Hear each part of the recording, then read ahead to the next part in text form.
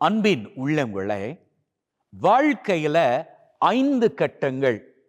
3 கட்டங்கள் நன்மையானவை, 2 கட்டங்கள் நன்மைக்கு புறம்பானவை. பேதுருவினுடைய வாழ்க்கையிலிருந்து இந்த 5 கட்டங்களையும் நாம கத்துக்கொள்ளலாம்.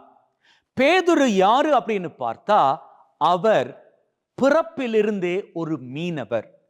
மீனவர் அப்படி என்று சொன்னால் மிக மிக செல்வந்தர்.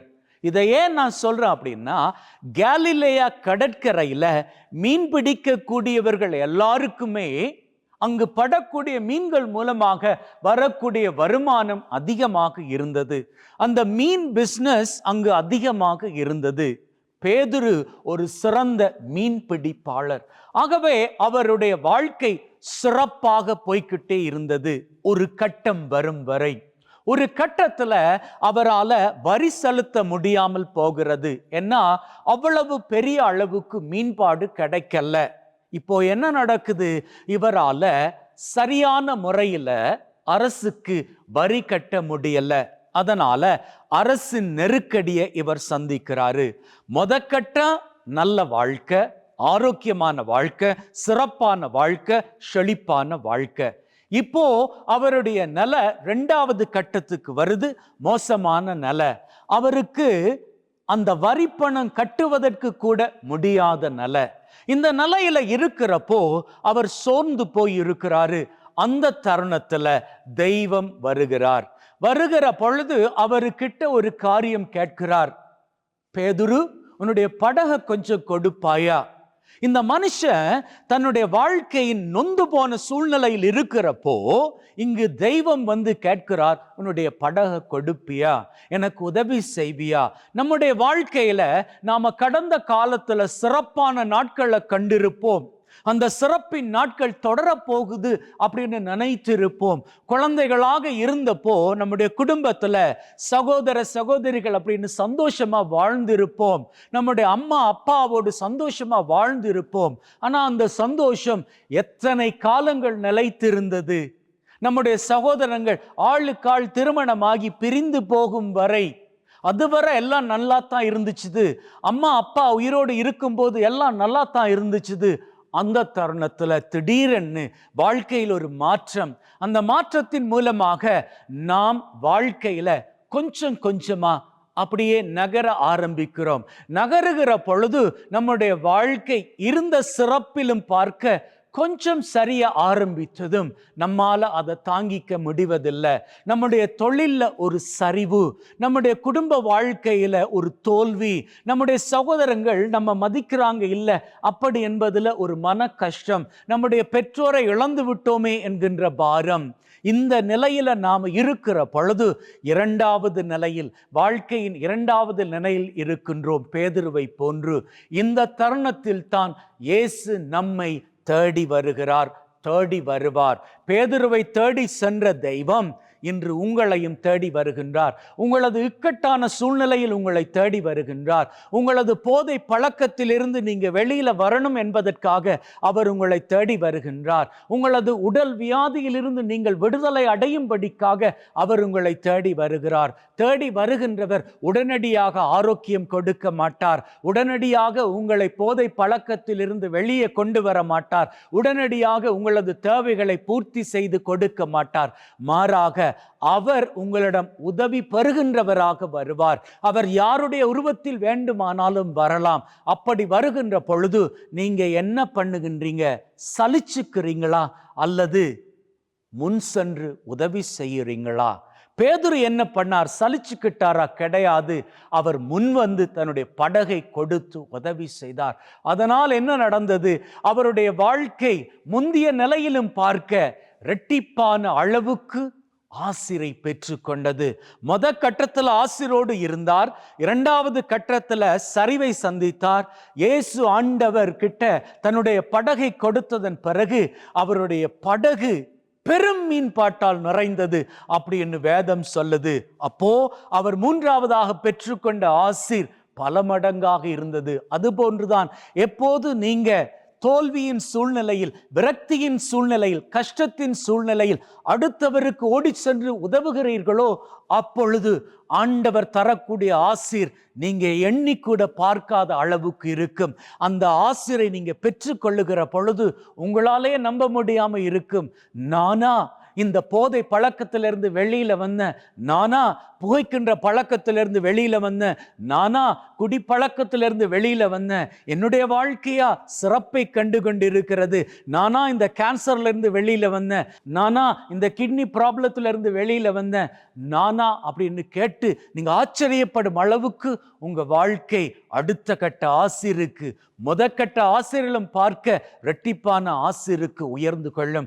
அப்படி உயர்கின்ற வேளையில ஆண்டவர் உங்களை பார்த்துக்கிட்டே இருப்பார். எப்படி பார்த்துக்கிட்டு இருப்பார் தெரியுமா? பேதுருவை அவர் பார்த்துக்கிட்டு இருந்தது போல. பேதுரு எல்லா காரியங்களையும் இயேசுவோடு சேர்ந்து நல்லபடியாகத்தான் ஒரு நல்ல சீடராக பண்ணிக்கிட்டு வந்தார்.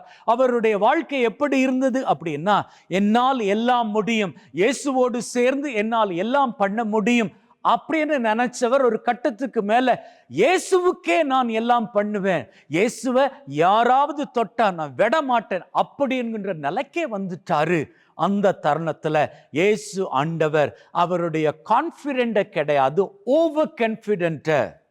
அதாவது அவருக்கு இருந்த அந்த நம்பிக்கை, இயேசுவில் இருந்த நம்பிக்கை இப்ப கொஞ்சம் கொஞ்சமா மாறி அது தன்னம்பிக்கை அல்ல, தலைக்கணமாக மாறிவிட்ட நிலை.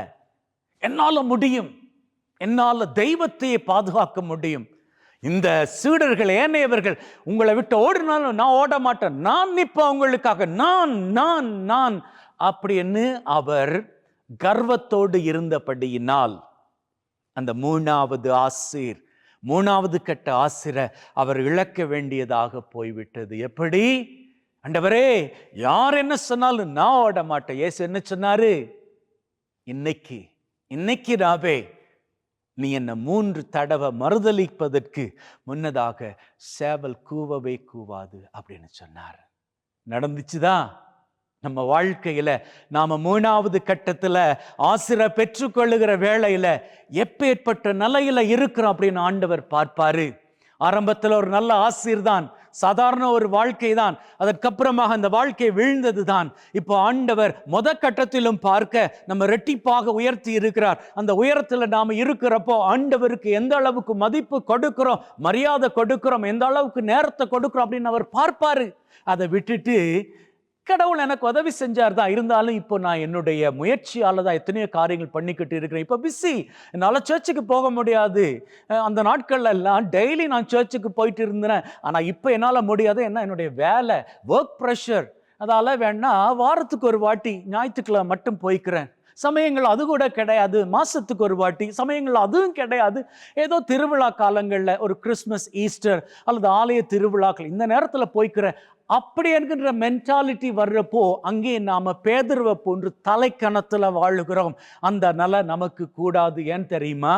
அந்த தலைக்கணம் நம்ம இருக்கிற உயரங்கள்ல இருந்து கீழே போற்றும். பேதுருக்கு அப்படித்தானே நடந்தது.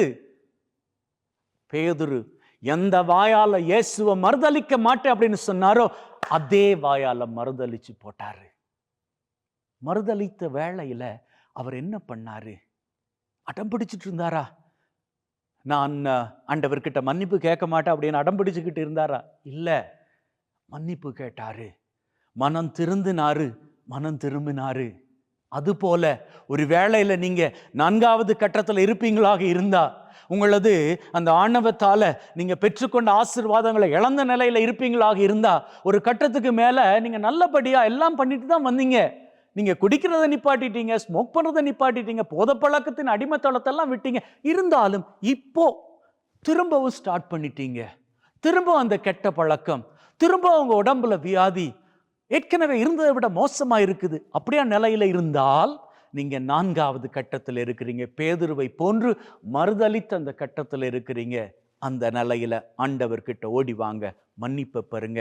அப்படி மன்னிப்பை பெற்றுக்கொள்வீர்களாக இருந்தால், எந்த பேதுரு தன்னுடைய வாயால 3 வாட்டி மறுதலித்தாரோ அதே வாய் மூலமாக ஆண்டவர் அவரை 5வது அந்த வாழ்க்கையின் கட்டம், வாழ்க்கையின் நிலை இருக்கு இல்லையா, அந்த நிலைக்கு அவர் உயர்த்திய வேளையில அவர் மன்னிப்பு கேட்டு ஆண்டவர்கிட்ட மனம் திரும்பி, ஆண்டவரே என்னை மன்னிச்சுக்கோங்க அப்படின்னு கேட்ட வேளையில எந்த வாயால அவர் 3 வாட்டி மறுதளித்தாரோ அந்த வாய்க்கொண்டே அவர் போதித்த வேளையில இன்னைக்கு மதவாசல் சொல்லுதுங்க, அவருடைய போதனையை கேட்ட அத்தனை பேரும் கிட்டத்தட்ட 3000 பேர் ஆண்டவருக்குள்ளாக வந்து சேர்ந்தாங்க அப்படின்னு.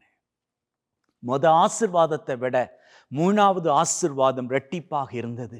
இப்போ 3வது ஆசீர்வாதத்தை விட 5வது தடவை பெற்றுக்கொண்ட ஆசீர் பல மடங்காக உயர்ந்தது. உங்க வாழ்க்கையும் ஆசிரை நோக்கித்தான் நகர்ந்துகிட்டு இருக்குது. உங்க வாழ்க்கையை கொஞ்சம் கணிப்பிட்டு பாருங்க, கொஞ்சம் பின்னோக்கி போய் பாருங்க, நீங்க எந்த கட்டத்தில் இருக்கிறீங்க அப்படின்னு தெரியும் உங்களுக்கு. நீங்க ஒரு வேளையில கட்டத்தில் இருப்பீங்களாக இருந்தால் கவனமாக இருந்து கொள்ளுங்க, ஆண்டவருக்கு பிரமாணிக்கமாக இருந்து கொள்ளுங்க, நீங்க வீழ்ந்து விடாமல் போவதற்கு. ஒரு வேளையில நீங்க வீழ்ந்து போயிருந்தால் ஆண்டவரை நோக்கி நம்பிக்கையோடு ஜபிச்சுக்கிட்டே இருங்க, 3வது கட்டத்திற்கு நீங்க உயர முடியும். ஒருவேளை 3வது கட்டத்தில் இருக்கிறீங்கன்னா ஆண்டவரை கெட்டியாக பற்றி பிடித்து கொண்டு நன்றி சொல்லி கொண்டே வாழ்ந்து கொள்ளுங்கள். ஆணவம் வேண்டாம், என்ன ஆணவம் உங்களை அடுத்த கட்டத்துக்கு தள்ளிவிடும். ஒரு வேளையில நீங்க 4வது கட்டத்தில் இருப்பீங்களாக இருந்தால் ஆண்டவர்கிட்ட மன்னிப்பு கேட்டு, நீங்க பண்ணி கொண்டு இருக்கக்கூடிய தப்பான காரியங்களுக்கெல்லாம் மன்னிப்பு கேட்டு அவர்கிட்ட மனம் நொந்து அழுது பேதுருவை போன்று மனம் மாறியவர்களாக வாழ்ந்து பாருங்கள். அப்படி வாழ்வீர்களாக இருந்தா நீங்க பேதுருவானவர் பெற்றுக்கொண்டாரே அந்த 3000 பேரை மனம் திருப்புகின்ற ஆசீர், அப்பேற்பட்ட ஆசீரை உங்களது வாழ்க்கையில் பெற்றுக்கொண்டு உடல் ஆரோக்கியம், மன அமைதி, குடும்பத்தில் சந்தோஷம், பிரிவான சூழ்நிலை எல்லாம் சரியாக செய்யப்பட்டு உறவுகள் ஒன்றாக இணைக்கப்பட்டு நீங்க விரும்புகின்ற காரியங்கள் விரும்புவதற்கும் மேலாக உங்கள் வாழ்க்கையின் மீது வந்து சேர வாழ்விலே எந்நாளும் எப்பொழுதும் மகிழ்வின் சிகரங்களை உயரங்களாக தொட்டு நிற்பீர்கள். ஆமென்.